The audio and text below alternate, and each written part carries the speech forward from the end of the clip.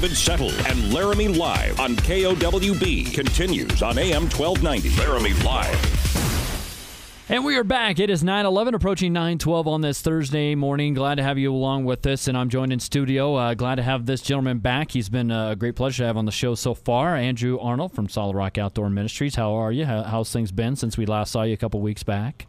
Going well, and it's great to be back, David. Really appreciate the opportunity. Well, talk a little bit about how did your silent auction fundraiser go a couple weeks back? Yeah, thanks. You had me on a couple weeks and went really, really well. We Nice. had people show up and had a lot of interest. We were able to raise a good amount of money in donations, so that's obviously a tremendous blessing. And it was a lot of fun, and we learned. You know, it's our second time, and we're learning, and we're trying to improve, and so we got a lot of great learning, and it was a real success. I appreciate you coming back on the show. Let's talk about 5 spheres of leadership and the importance of leadership skills pretty much in everyday life. Whether you're in a leadership role or not, you might have to provide some sort of leadership in certain situations. And it sounds like you guys kind of have a course or some curriculum that can help some people out with this. Yeah, exactly. One of the core things that we like to teach on our wilderness expeditions when we're out there with young adults or teenagers is this idea of leadership. How do you grow as a leader? What is a leader? How do you become a better leader? And I think, can kind of be this large, somewhat mysterious, kind of somewhat hard to pin down topic. And so we try and make it concrete and give students concrete examples, practical, so to speak, and how they can lead. And so one of the things we use is this idea of the 5 spheres of leadership. And if you look at leadership from, say the beginning of time, when human beings started to write about leadership and write stories and talk about leaders and leadership, you can see across history, really, these 5 buckets or these 5 spheres or 5 areas in which leadership or people take leadership, in which leadership is present. Discussing the 5 spheres, what you guys identify: self-leadership, others, vision, culture, and strategy. Now, as you look at leadership skills within your curriculum, you talk about effective communication, some problem solving, setting strategy, and then executing a plan. But let's go through what you set up as 5 different spheres, beginning with self-leadership. What are you talking about in that regard, Andrew? Yeah. What we really identify there is really everybody has the opportunity to be a leader and to lead, and that starts with themselves. And the most effective leaders really throughout history and time are ones that primarily demonstrate consistent quality self-leadership, meaning they're able to lead or govern or make decisions for themselves first well before they start making decisions for other people. Okay. So they have character. We tend to think of these people as having character, integrity, humility, and it sets them apart as having influence because they can lead themselves well. All right, so that's one sphere. The next sphere, others. What direction do we take in that regard? Right, and this one's pretty common. When most people think about leadership, they think about a boss, they think about a governor, a president, and they think of someone who's, quote-unquote, in charge of other people. Okay. And that's a huge part of leadership. You have to be able to lead others well.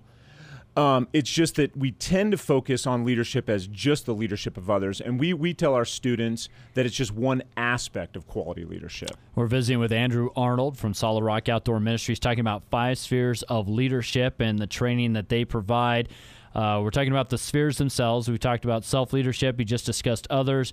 Now, sphere 3 of vision. Vision. What, obviously, I'm assuming that, having some sort of clear path that this is the way I want to, be as a boss and take my employees, or, this is the way I want to take my company, things along that line? Right, exactly. So it's describing the not yet. It's describing what could be or the potential. And an effective leader can essentially create a blueprint or a roadmap that says this is where this is who we want to be, this is where we want to go, and this is the vision for the future. Okay. And people rally around vision. People rally around a shared purpose that they can get excited about, and that's really vision. And anybody can lead in vision. A dad can, a mom can, a student or a peer can say, hey, this is where we want to go, this is who we want to be. That's vision, very simply. The 4th sphere that you discuss is culture. What are we talking about there? Yeah, culture. It's not so much, culture is a big topic, but it's Right. kind of the environment, I would say. Okay. It's the environment that you set as a leader, whether that's the environment you set in your home or the environment you set at work or the environment you set at the basketball game that you coach, for your kids Monday night. It's what kind of environment do you set as a leader? That's really what we tend to mean when we say culture. It's the atmosphere or the environment or kind of the set of values that everybody agrees on. And that can be great culture and empower people, or it can be kind of ineffective culture and it kind of tears people down. The fifth and final sphere of leadership that you discuss and in the training is strategy. Well, and you got to have some sort of plan of attack plan that you want in your mind in terms of what direction you want to go. Yeah, absolutely. And great leaders have strategy. And again, this is one of those topics that gets written about and discussed quite a bit when you think about leadership, because you have to have great strategy. And good leaders, great leaders, know how to have a vision and then set a strategy that'll get to that vision that's practical, it's doable, it's possible, but yet still challenging for people. And that's really what you mean by strategies. How do you get from A to B and do that well and with a good strategy? So yeah, those are really kind of the 5 buckets of leadership that we talk about. And again, if you're just joining us, Andrew Arnold from Solid Rock Outdoor Ministries joining us, talking about 5 spheres of leadership. In those spheres: self-leadership, others, vision, culture, and strategy. What would you kind of say is your definition of of effective leadership overall, Andrew? Yeah, I think if you were to really just baseline it, it's someone that has, I would say, positive influence. Okay. If you just a real simple definition is you can take leadership or be an effective leader by having what I would call positive influence on a person, a situation, environment, a community, a workplace, whatever that may be, a family even. And so I think if you were just to keep it simple, that would be a simple, easy definition that people can really get a hold of is, how do I have positive influence? And then I think conversely, you can have negative influence, and that tends to minimize or diminish someone's leadership capabilities. Well, and obviously I think it comes down to a lot of folks have concerns over, can leadership be taught? Is it something that can be learned? Do I have to go through certain training? Well, this can help you in terms of kind of this course curriculum, but I guess can it be taught and learned at the same time? Yeah, I think so. Absolutely. Yes. Yeah, Okay. Absolutely. I think there are certain people that have maybe personalities or certain gifts and talents, dispositions to leadership. Okay. And effective leadership, but I think I literally believe that everybody has a leadership influence, and that can be taught and developed and grown over time. In fact, the most really successful leaders in history have always developed their leadership skills over time. It wasn't something where they just said, "Oh, I'm a great leader," and then they pause or get stagnant. They grow, they develop, they change, and so, yeah, it absolutely can be taught. And so if you got any questions on this as we continue our discussion, Andrew Arnold is on the program. Learn Me Live on KOWB. I'm David Settle, your host. And we appreciate Andrew coming back on the show and talking about the 5 spheres of leadership and the training that goes into it. If you do have any questions for Andrew, 745-4888. What are some of the most important characteristics, behavioral things that you see or maybe we need to see out of leaders? Well, that's a great question. I'd answer that with a question by saying to you and the listeners, think about somebody that's been really influential in your life. Okay. That could be a father figure. It could be a mother. It could be a grandparent, uncle. It could be a really influential boss or a coach. Someone in your life that's been really influential. They've acted as a leader, an effective leader. And if you think about that, if people have time to pause and think about that, you'd probably identify certain characteristics, and we would see probably similar characteristics start to get highlighted. And I think one of those would be someone that has, in my opinion, effective leader has humility. That doesn't mean that they're a doormat for people, but they tend to have a sense of humility that says, I'm not the best leader. I'm not the best person. I can always grow. And then, therefore, they're willing to serve and kind of get underneath people to empower them. I think some of the best leaders in history didn't just lead from the top and say, do this, follow me. They said, here's the vision. Now I'm going to help come alongside you, come underneath you, and empower you to be a great leader and be with me. So I think great leaders tend to be humble. They tend to have this idea or this mindset of service and sacrifice.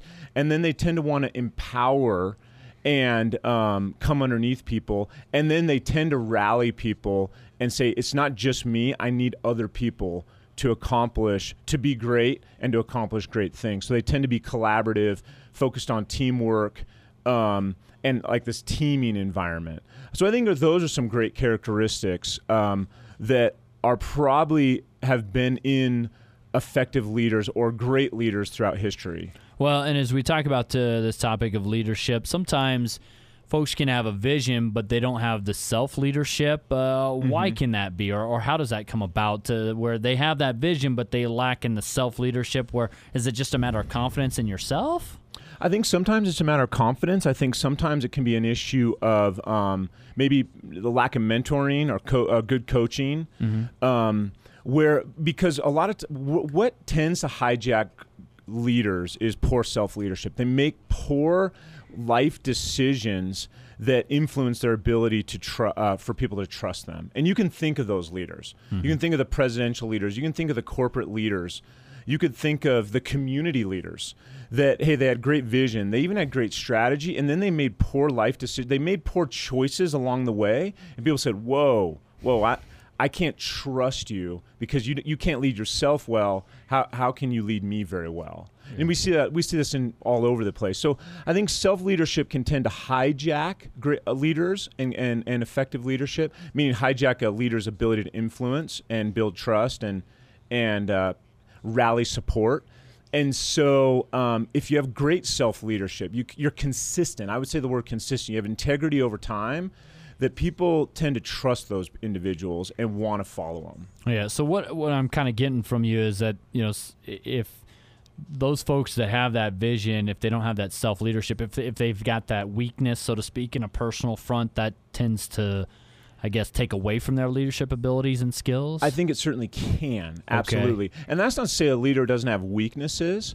It's just they're willing to recognize those and then grow and develop them, and not make excuses for them or let them kind of be a crutch, or worse, kind of blow up their lives, so to speak. So now you guys partake in this in some of your course curriculum that you'll take out there in the wilderness training. I guess overall, why do you think that all 5 spheres are necessary? And I guess maybe kind of the basis of why you guys divide it up and teach those 5 spheres. Yeah, I think it's really a holistic view, and you can almost look at any book or any blog or any video that's been written on leadership or talked about, and you can say they're talking about leadership under this sphere: self-leadership, others, strategy, vision, culture, etc.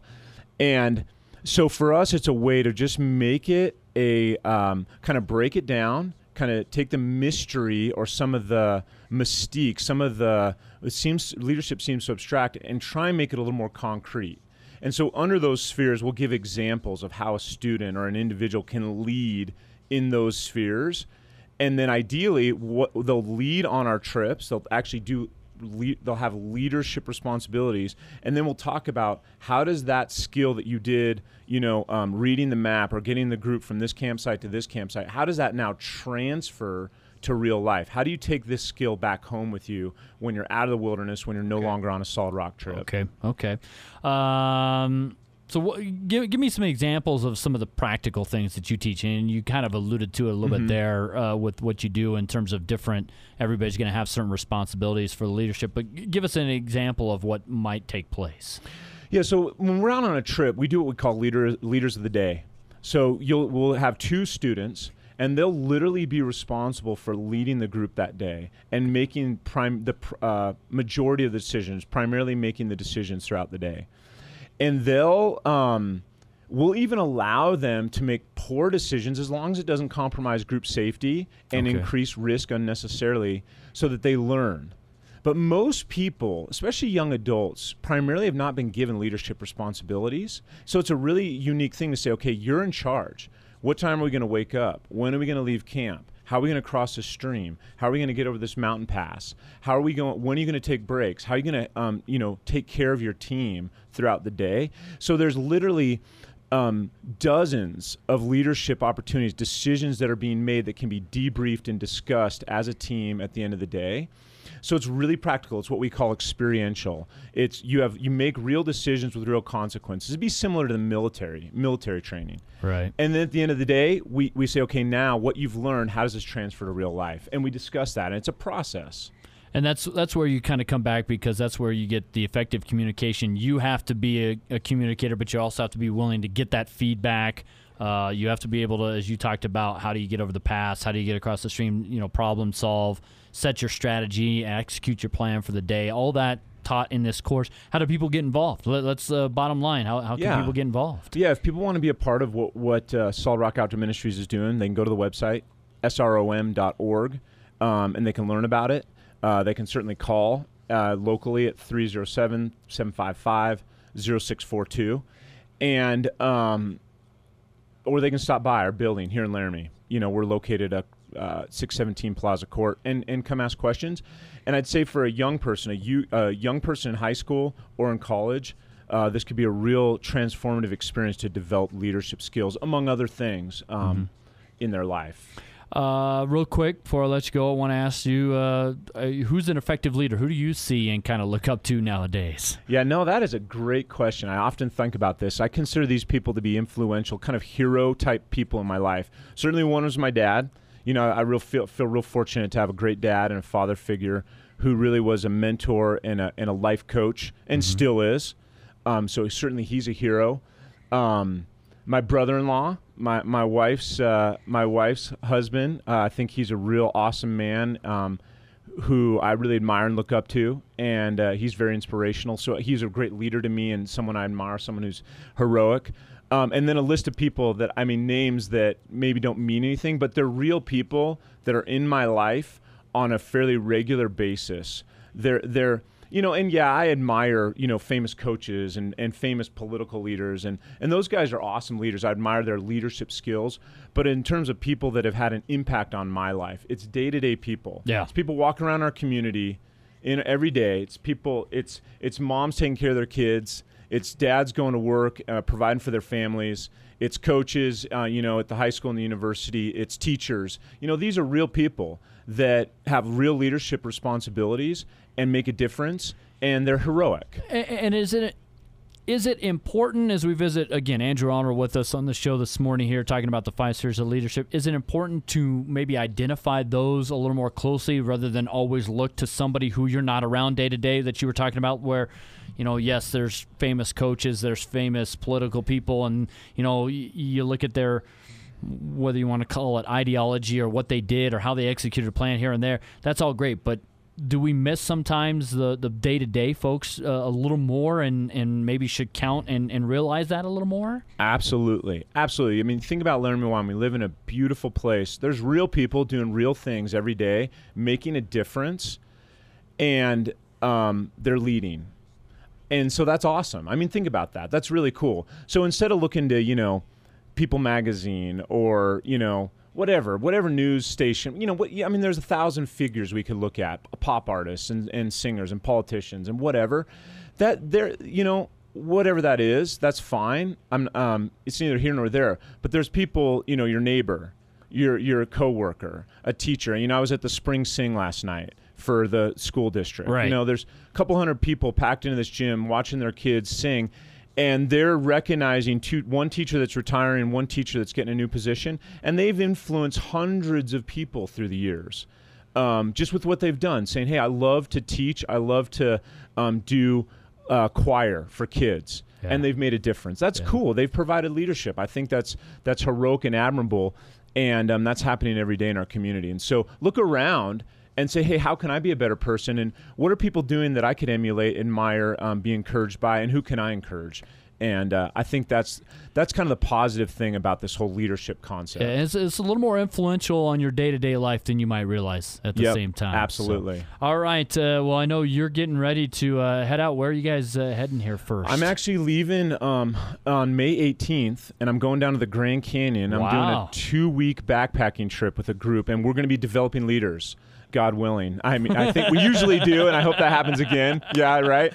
We're going to be developing them, and it's a really cool opportunity. We go to the north rim of the Grand Canyon, and it's really wild and remote, and I'm really looking forward to it. Wow. Hopefully you get some good weather. It'll be hot down there. It'll be hot, huh? Yeah. Yeah, it's already hot down there, according to what I've seen weather-wise. So, well, thanks so much for coming in, talking about 5 spheres of leadership. Hopefully, folks listening on, you got a little bit out of this. And again, SROM.org. Actually, we're going to pass along this visit, so if you missed some of it this morning here, Let Me Live on KOWB, we're going to give it to Solid Rock Outdoor Ministries. They're going to post it on their Facebook page and email it out to folks on their list. So, certainly if you need a little more information, Solid Rock Outdoor Ministries, SROM.org. They do have the Facebook page. You can stop by their building. What's the phone number again? 755-0642. All right. Thanks so much again for coming in. David, thank you. I really appreciate it. Appreciate what you're doing. It's great to be here. Thanks.